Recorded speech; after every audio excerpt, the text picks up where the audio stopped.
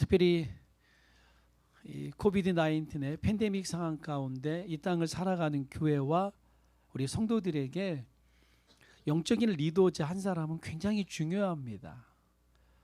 그 하나님이 세우신 영적인 리더자로 말미암아 하나님은 하나님의 뜻을 우리에게 전해 주시거든요. 참 존경하는 목사님인데요, 이 시대의 교회와 성도들에게 목회와 저술 활동을 통해 하나님의 뜻이 무엇인가 말씀하시는 존 파이퍼 목사님이 계십니다. 목사님의 책 중에 하나님을 즐거워하라라는 내용이 있어요. 어떻게 하나님을 즐거워하는가, 그 책의 한 부분을 말씀드리고자 합니다. 그리스도가 우리 죄를 위하여 죽으시고 죽은 자 가운데서 다시 살아나셨다. 우리는 그분의 피와 의 때문에 용서받았으며 하나님은 그리스도 안에서 우리를 의롭다고 여기신다. 자, 그러므로 그리스도가 하나님의 모든 약속을 빠짐없이 이루셨다. 자, 구약의 수많은 예언자들을 말하는 거죠. 예언자들이 새 언약에서 이루어지리라고 약속했던 모든 것이 바로 예수 그리스도를 통해 우리에게 완전하게 이루어졌다. 이러한 새 언약의 내용은 다음과 같은 것들이 포함된다. 내 하나님 여호와께서 내 마음과 내 자손의 마음에 할례를 베푸사 너로 마음을 다하며 뜻을 다하여 내 하나님 여호와를 사랑하게 하사. 아멘. 우리에게 그 할례의 뜻이 그렇잖아요. 그 육신을 잘라내는 의미가 있습니다. 죄악을 잘라낸다라는 것이죠. 그리고 다시 예수 그리스도 안에서 거듭나게 하사 우리로 하나님을 마음을 다하고, 우리 조금 아까 고백했잖아요, 그죠? 뜻을 다하고 성품을 다하여 하나님을 섬기도록 사랑하도록 그렇게 돕는다 말씀하세요. 자, 이렇게 말씀하시며 우리에게 꼭 필요한 것이 있는데 그것은 바로 성령 하나님이시다 말씀하세요. 우리에게 왜 성령 하나님이 필요하냐? 하나님을 사랑하고 섬기는 것 또한 내 힘으로 할 수 없기 때문입니다. 이 자리는 아무나 오는 자리가 아니에요. 사람이 좋아서 오는 자리도 아니고요. 하나님께서 올 수 있는 마음을 주셨기 때문에 오신 줄 믿습니다. 건강도 주셨고요, 환경도 주셨어요. 그리고 여러분들이 지금 아멘으로 화답하시는데 그 아멘이라는 화답 또한 그냥 하는 게 아니에요. 성령님께서 우리 속에서 맞습니다, 그렇습니다, 아멘입니다, 이렇게 고백하기 때문에 우리가 아멘으로 고백하는 거예요. 그러므로 내 힘으로는 하나님을 온전히 섬길 수가 없습니다. 오늘 성령님의 은혜로 하나님이 기뻐하시는 예배, 하나님께서 영광 받으시는 예배, 그런 예배 저와 여러분이 함께 드리기를 예수님의 이름으로 축원합니다. 어느 날 하나님과 사탄이 서로 대화를 했어요. 하나님께서 볼 때 이 사탄이 너무 강력해요. 너무 강력해서 이 땅을 살아가고 있는 성도들에게 너무 많은 어려움이 있습니다. 그래서 하나님이 고민하던 끝에 사단을 불러서 말을 해요. 너에게 너무 많은 힘이 있다. 내가 너의 힘을 다 거두리라, 빼앗으리라. 그러자 사탄이, 하나님 너무합니다, 저에게 한 가지만 남겨주세요. 막 사탄이 간청을 하는 거예요. 예. 하나님과 사탄의 대화입니다. 뭐 성경에 없는 거예요. 뭐 이걸 진짜로 믿지는 마세요. 뭐 너무 진지하게 받으시니 뭐 제가 겁나요. 남상권 목사님 뭐 이상한 얘기한다고. 뭐 그렇게 진지하게 듣지 않아도 돼요. 그러자 하나님께서, 그래, 그럼 내가 너에게 무엇을 하나 남겨줄까? 그러자 사탄이 의기소침, 이 디프레션이라는 의기소침 하나만 남겨주세요, 하나님께 요구를 합니다. 자, 그러자 이 정서적인 침체, 의욕상실의 이 디프레션, 이 의욕상실을 사탄이 갖고 사람들에게 의욕 상실을 주는 거예요. 무엇을 해도 의욕 상실이 없어요. 자신감이 없는 거예요. 기쁨이 없는 거예요. 무엇을 해도 의욕 상실, 감서적, 정서적으로 늘 다운이 되어서 참 매갈이 없는 인생을 살아가게 만든다는 거죠. 자, 이처럼 사단이 가장 잘 사용하는 무기가 바로 의욕 상실, 의기소침이라는 것을 줍니다. 자, 그러나 우리 하나님은 정반대이십니다. 우리 하나님은 넘어진 자를 일으켜 세우시고 의욕 상실한 자에게 살아갈 힘을 주십니다. 왜냐하면 우리 성령님 그 자체가 생기, 살아있는 기운, 우리 성령님 자체가 살아있는 영이시기 때문에 하나님은 의욕 상실, 육체적, 정서적으로 다운되어 있는 사람에게 아니다, 살아갈 수 있다, 내가 너와 함께함이라 용기와 힘을 주시는 줄 믿습니다. 다시 일어나게 하시는 것이죠. 자, 그런데 오늘 본문 말씀 스바냐 선지자는 지금 고난을 당하고 있어요. 그리고 앞으로는 더 큰 고난을 당할 이스라엘 백성에게 너희가 의욕 상실, 기가 꺾이지 마라. 지금도 너무 힘든 삶을 살아가고 있어요. 그런데 앞으로는 더 어려운 삶을 살아갈 거예요. 계속해서 말씀을 보겠지만 스바냐 선지자가 활동하던 시대는 이제 바벨론의 포로로 잡혀가기 직전이에요. 지금도 어려워요.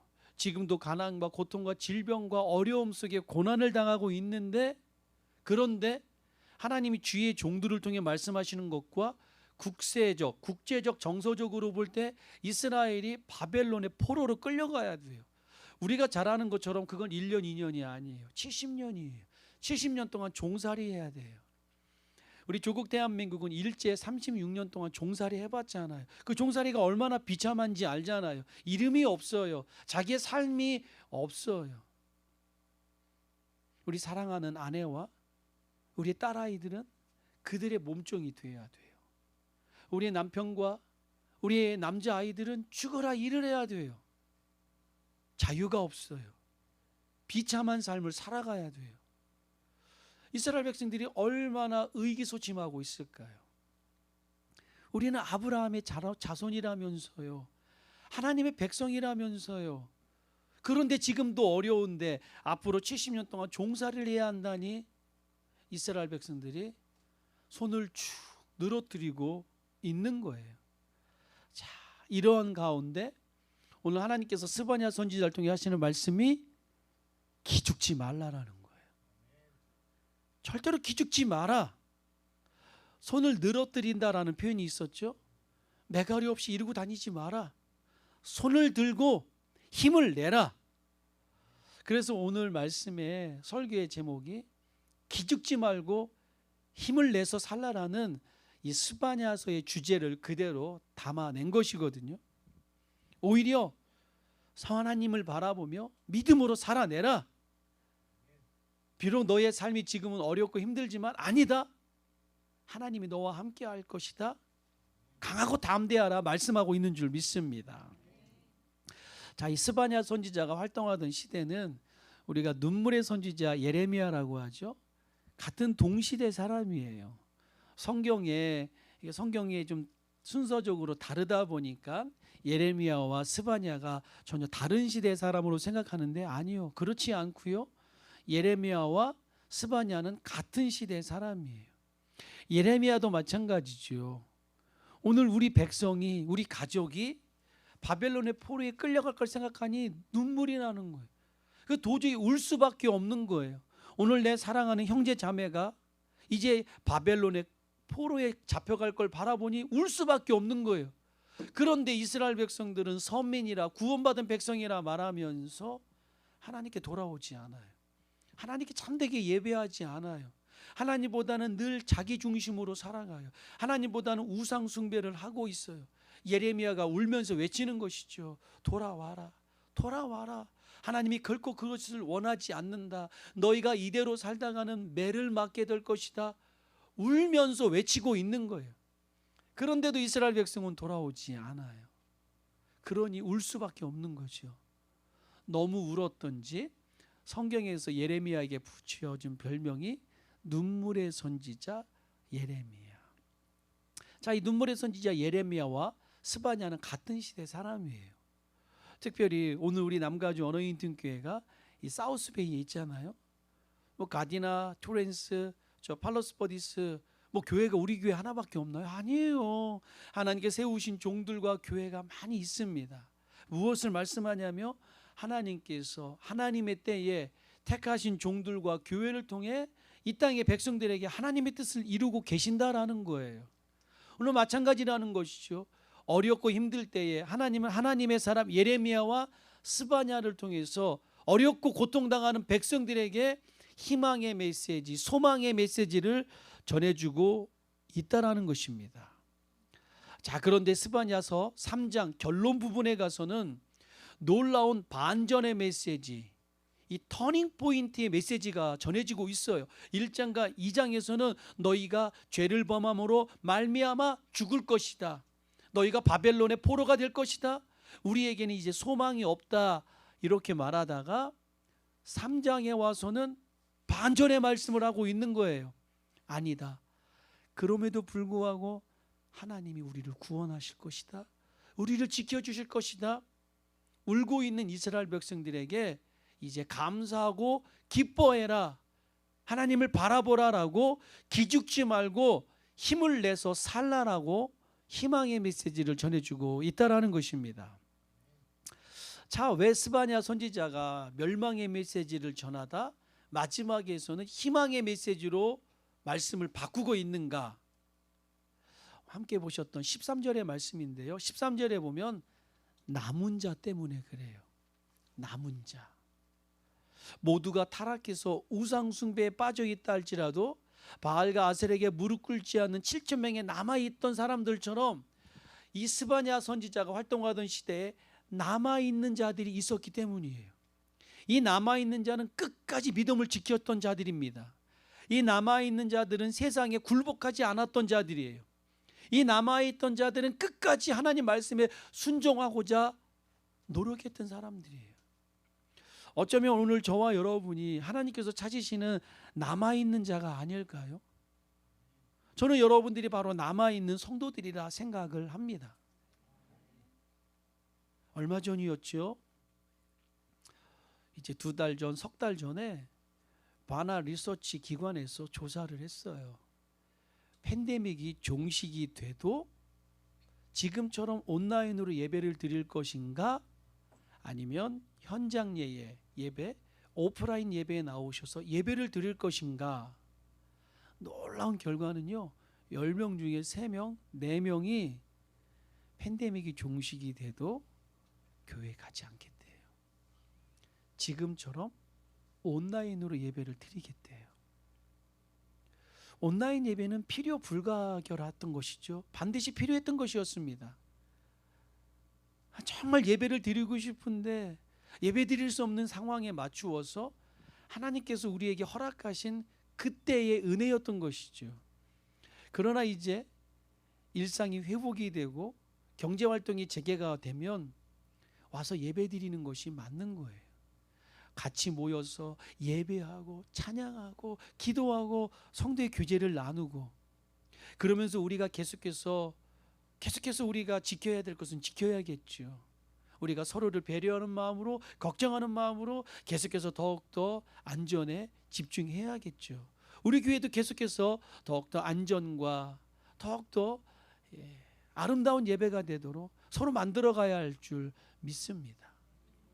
그런데 여러분 경험해 보셨듯이 우리 믿음이 좋으신 권사님들도 온라인 예배가 쉽던가요?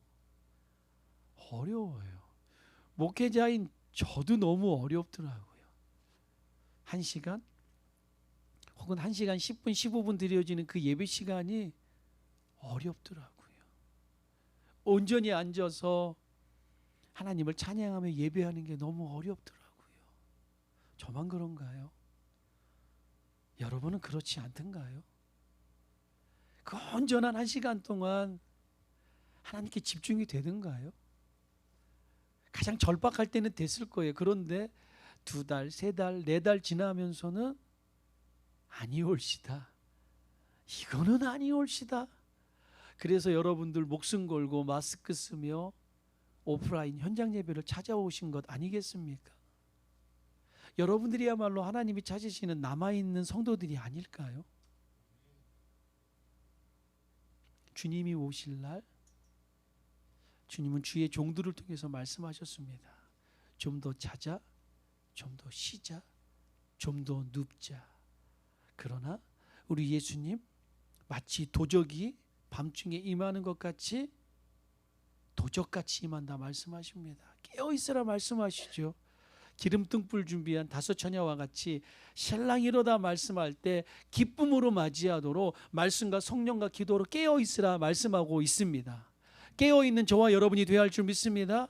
자, 그렇게 본다라면 저는 여러분들이야말로 남아있는 성도들이다 말씀하고 있습니다.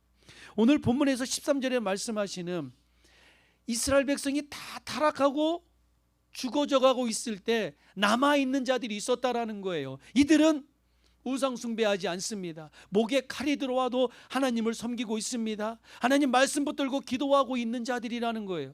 하나님은 바로 이 남아있는 자들 때문에 구원의 메시지를 전해주고 있는 거예요.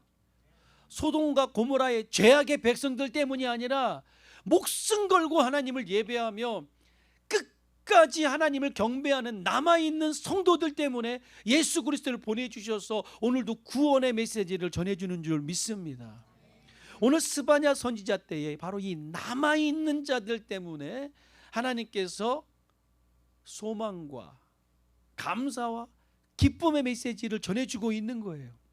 바로 이 남아있는 자들을 지키고자, 남아있는 자들을 끝까지 구원하시고자 하는 하나님의 섭리가 있다라는 거예요.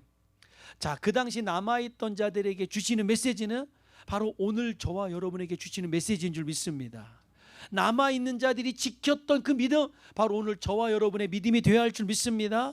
자, 남아있는 자들에게 주어주시는 하나님의 희망의 메시지, 첫 번째는 하나님은 긍휼히 여겨주시니, 하나님은 불쌍히 여겨주시는 하나님이시기 때문에 기운을 내며 살라라는 거예요. 어깨 처지지 말라라는 거예요. 바로 하나님은 우리를 불쌍히 여겨주시는 하나님이라는 것입니다.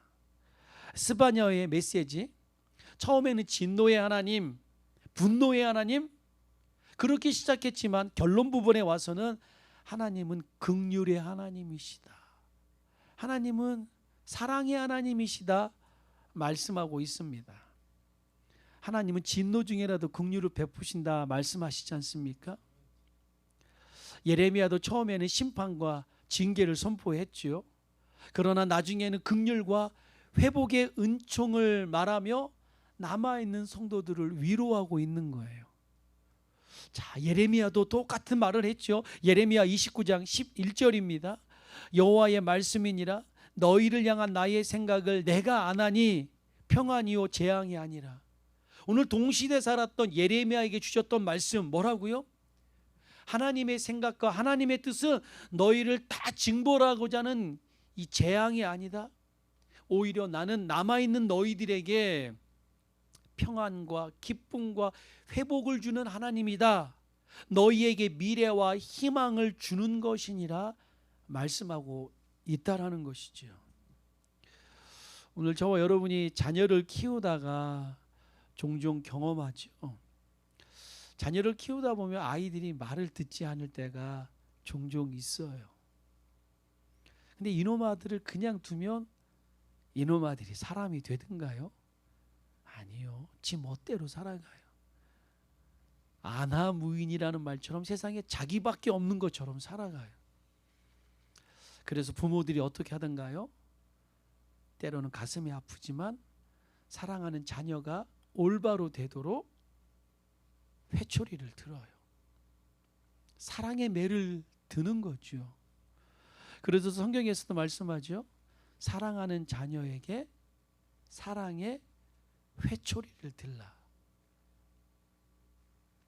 한국말에도 그런 말이 있던가요? 미운 놈에게 떡 하나 주고 사랑하는 자식에게 회초리를 들라라는 말처럼 정말 사랑하는 자녀가 잘 되기 바라는 마음으로 부모는 사랑의 배를 자녀에게 듭니다. 자, 그러면 자녀가 어떤가요? 그 당시 아빠가 엄마가 무서워요. 그러면서 기가 꺾여서 자기 방에 들어가요.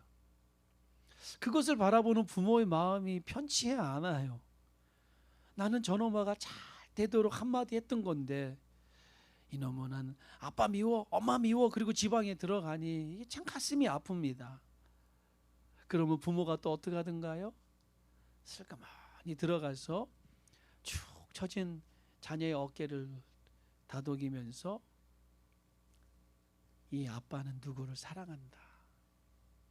네가 오해하지 않았으면 좋겠다. 자녀도 알아요.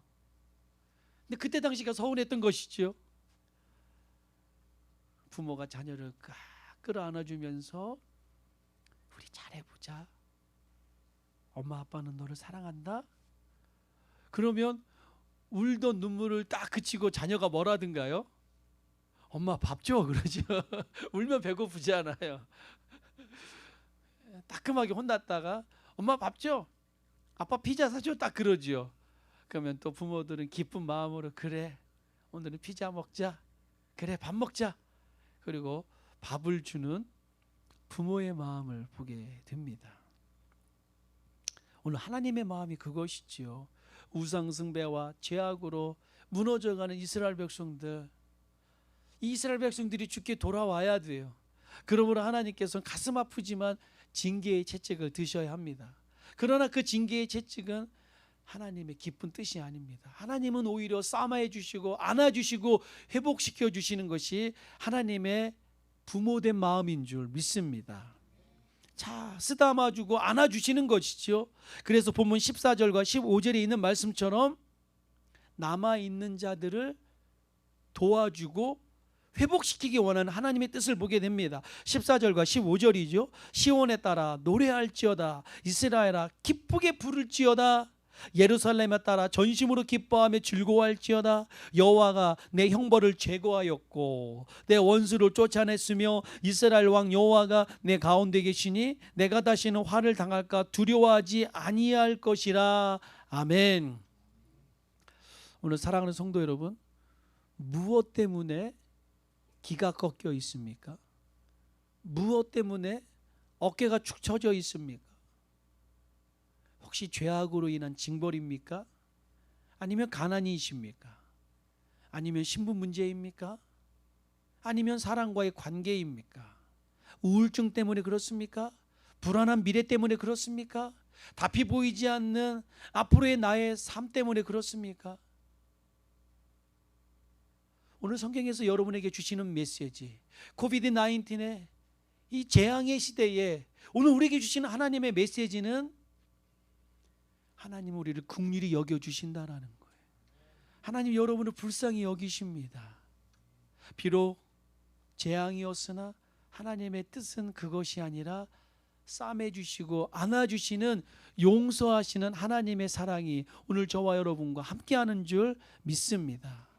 오늘도 주님은 우리를 안아주시며 우리에게 말씀하십니다. 나는 긍휼히 여길 자에게 긍휼히 여기고 은혜 베풀 자에게 은혜 베푸는 너의 아버지 하나님이라 말씀하는 줄 믿습니다.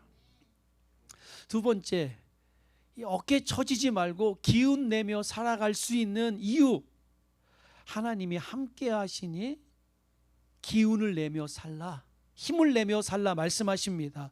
17절에 아주 구체적인 실제적인 그 하나님의 동행을 말씀하시는데요. 17절입니다. 너의 하나님 여호와가 너의 가운데 계시니, 하나님이 지금 오늘 우리와 함께 하신다 하십니다. 이 코비드 19의 이 재앙의 한복판에 함께 하신다 하십니다. 그는 구원을 베푸실 전능자이시라. 그가 너로 말미암아 기쁨을 이기지 못하시며 너를 잠잠히 사랑하시며 너로 말미암아 즐거이 부르며 기뻐하시리라 하리라. 아멘. 사랑하는 성도 여러분, 하나님이 우리와 함께함을 믿는다라면 두려워하거나 걱정할 필요가 없어요. 하나님이 늘 언제나 우리와 함께 하십니다. 하나님이 함께 하십니다.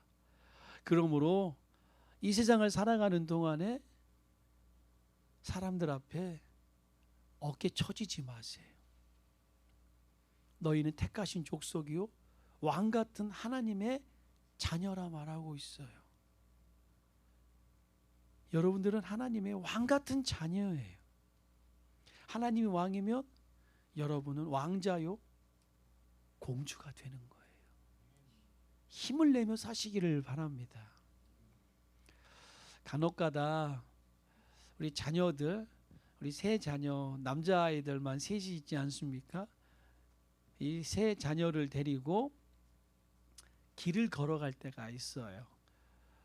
또 우리 막내를 데리고 학교를 데려다 줄 때가 있고 우리 아이들과 길을 걸어갈 때가 있는데 가끔 가다가 이 자녀들이 이렇게 어깨를 이렇게 떨어뜨리고 길 한가운데가 아닌 길 바깥을 걸어가는 거예요.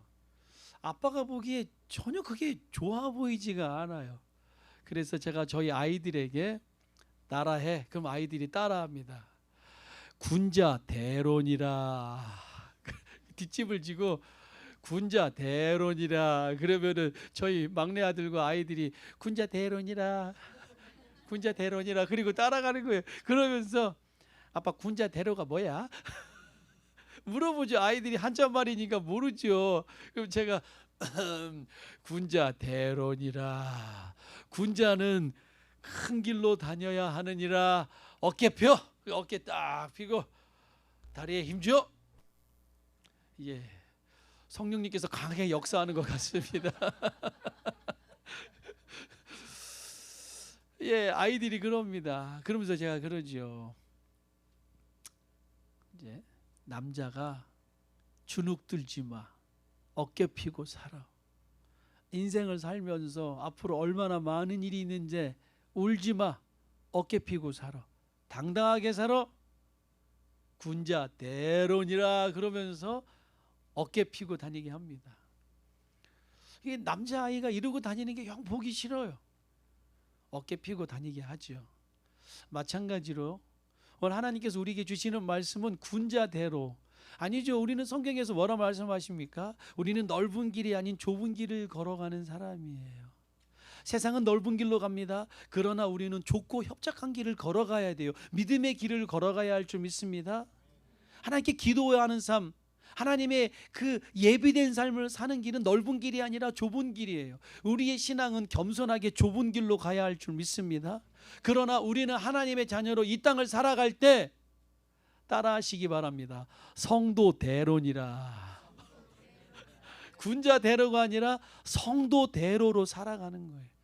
이 땅을 살아가는 성도는 하나님이 늘 나와 함께 하심을 믿고, 비록 오늘 우리가 이 땅에서 가난하다 할지라도, 때로 질병과 고통과 어려움이 있다 할지라도 하나님이 나와 함께 하시니 성도 대론이라. 하나님이 나와 함께 하심을 믿으시길 바랍니다. 하나님이 여러분과 함께 하심을 믿으시길 바랍니다. 어깨 피시고 사시길 바랍니다. 여러분이 기죽어서 두 손을 축 늘어뜨리고 걸어가는 모습을 볼 때 하나님께서 가슴 아프세요.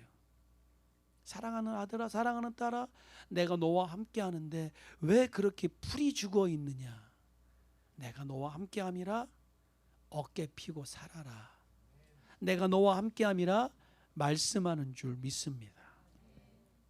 독수리가 새끼를 훈련할 때 절벽에서 떨어뜨리죠. 그러면 이 어미 독수리는 떨어지는 새끼 독수리보다 더 빨리 내려와 2m가 넘는 날개로 그 새끼를 받아냅니다. 그리고 다시 하늘로 올라가요. 그리고 다시 떨어뜨립니다. 다시 내려가서 받습니다. 강하게 훈련을 시키는 것이지요. 그래야 참새가 아닌 독수리가 되는 거예요. 그래야 오리가 아닌 독수리가 되는 거예요. 하늘의 지배자가 되는 거예요. 오늘 우리가 이 땅을 살아가고 있으나 하나님께서 우리를 받아주시고 우리를 안아주십니다. 너희는 택하신 족속이요 왕 같은 하나님의 자녀로 살아가게 함인 줄 믿으시길 바랍니다. 바로 이러한 희망의 메시지 스바냐. 그래서 스바냐 선지자의 이름의 뜻은 하나님이 안아주신 자라는 뜻이에요. 독수리가 새끼를 안듯 하나님께서 오늘 우리를 안아주신다. 세상의 거친 풍랑과 파도가, 세상의 거친 토네이도가 우리를 다 잡아삼킨다 할지라도 하나님은 아니라는 거예요. 하나님이 안아주신다. 욥기서에 말씀하는 산 울타리로 막아주시고 안아주신다. 그러므로 세상의 거친 풍파, 질병, 고통 어떤 것도 택한 너희를 해할 수 없다 말씀하는 줄 믿습니다. 하나님이 안아주시고 보호하신다. 하나님은 스바냐 선지자를 통해 말씀하는 거예요. 남은 자, 거룩한 성도들 하나님이 안아주신다, 지켜주신다. 오늘 하나님이 우리와 함께 하심을 믿으시고 저와 여러분이 어깨 피시고 힘을 내며 하나님의 자녀답게 믿음으로 살아가야 할 줄 믿습니다. 세 번째는요, 하나님이 이제 안아주시며 회복시켜 주세요. 회복시켜 주시니 힘을 내라 말씀하십니다. 성경은 언제나 이 회복의 메시지를 주시고 계십니다. 하나님은 우리를 잠깐 낮추신 후에 다시 일으켜 세우십니다. 하나님의 이 징계에 분명한 목적과 뜻이 있습니다. 하나님 우리가 고생하는 것을 오래 참지 못하십니다. 죄에 대해서는 오래 참아주시고 기다리고 회개하기를 원하시나 고난에 대해서는 하나님이 오래 참지를 못하세요. 그래서 오늘 본문에서도 오히려 하나님은 안타까워하시는 말씀으로 반복해서 하시는 말씀이 있는데요, 19절과 20절의 말씀 보시면 또 제가 그때라는 말씀을 노란색으로 표시했는데요, 19절과 20절에 그때라고 몇 번을 나오고 있는지 보시기 바랍니다.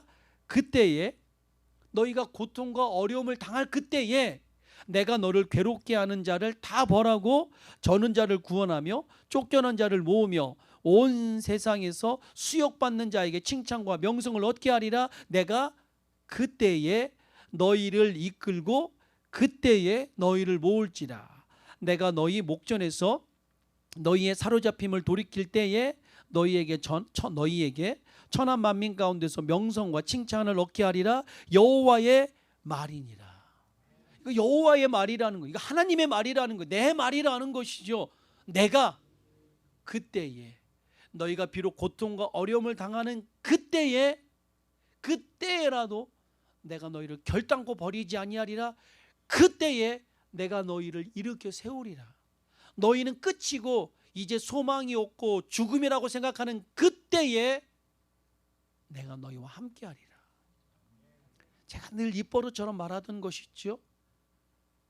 인간의 끝은 하나님의 시작이에요. 인간은 끝이다 생각하는 그때가 반등으로 치고 올라가는 하나님의 때라는 거예요. 인간의 끝은 하나님의 시작입니다. 그때에, 절망과 고통의 그때에 하나님께서 내가 너를 일으켜 세우리라, 회복케 하리라 말씀하는 줄 믿습니다. 인생 가운데 썰물이 있으면 밀물이 있어요. 나갈 때가 있으면 들어올 때가 있는 거예요. 오늘 여러분의 인생 가운데서 썰물을 경험하고 있습니까? 가난과 신분과 또 특별히 지금 우리가 살아가고 있는 이때가, 코비드 19의 이때가 어쩌면 우리의 인생과 우리의 삶에서 썰물이 아닐까 생각해요. 그러나 회복해 하신 하나님은 밀물로 다시 역사하십니다. 나갔던 배가 다시 돌아올 때가 있다라는 거예요. 십자가의 부활을 기억하십니까? 십자가의 부활을 아십니까? 어두컴컴한 3일의 무덤이 있어야, 그 무덤을 박차고 나와야 3일 후에는 광명한, 저 태양보다 더 밝은 부활의 영광이 있다라는 거예요. 오늘 하나님께서 여러분을 회복시키시고 여러분과 함께 하심을 믿으시길 바랍니다. 결론의 말씀이죠. 3장 19절입니다. 그때에 내가 너를 괴롭게 하는 자를 다 벌하고 저는 자를 구원하며 쫓겨난 자를 모으며 온 세상에서 수욕받는 자에게 칭찬과 명성을 얻게 하리라. 아멘. 그때에 남아있는 자들로서 끝까지 믿음을 지키고 하나님 예배하며 기름등불 준비한 5 처녀와 같이 신랑이로다 할 때 구원받을 준비된 성도들, 오늘 저와 여러분이 바로 그 성도들이 돼야 될 줄 믿습니다. 예수님 다시 오실 그때에 우리 속에 있는 예수의 영으로 말미암아 하나님 우리를 구원하실 줄 믿습니다. 예수 그리스도 올라가신 그대로 반드시 오실 줄 믿습니다. 그때에, 예수님 다시 오실 그때에, 완전한 하나님 나라가 이 땅에 도래하는 그때에, 새 하늘과 새 땅으로 저와 여러분을 구원하실 그때에 하나님께서 우리와 함께 하심을 믿으시기를 바랍니다. 오늘 결론의 말씀이 이것 아닙니까? 남아있는 자들로서 끝까지 믿음을 지키며 성령 하나님 의지하여 축 처진 어깨에서 힘을 내고 믿음으로 살아가고 하나님 바라보는 오늘 사랑하는 성도들에게 하나님께서 아니다, 나는 너의 하나님으로 너를 긍휼히 여기며 너를 안아주고 너를 회복시켜주는 나 여호와를 바라보며 믿음으로 살아내라, 기도해라, 내가 너와 영원히 함께할 것이다 말씀하는 줄 믿습니다. 사랑하는 성도 여러분, 힘을 내시길 바랍니다. 하나님이 여러분과 함께 하십니다. 힘을 내시기를 바랍니다.